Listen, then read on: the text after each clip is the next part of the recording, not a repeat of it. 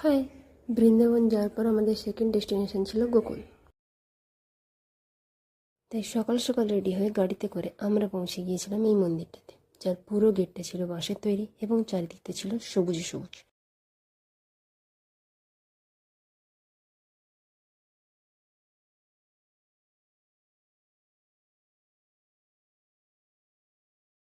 হাওড়া স্টেশনের মতো এখানেও ছিল একটা বড় পাখা এবং এখানে অনেক স্টুডেন্ট এসেছিল দর্শনের জন্য। এখানে বাঁশ দিয়ে তৈরি অনেক কুটিরও ছিল, যেখানে অনেক মুনিরাও বসেছিলেন। দেয়ালগুলো ছিল খুবই সুন্দর। বলা হয় শ্রীকৃষ্ণ তার সখাদের সাথে এখানে এসে খেলাধুলো করতেন, তাই ছোট থেকে বড় সবাই এখানে এসে বালি নিয়ে খেলাধুলো করে।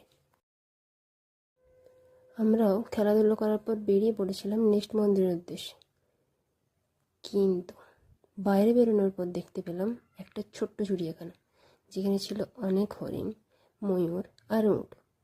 পরে জানতে পারলাম এগুলো হরিণ না, নর, অর্থাৎ মেল হরিণ।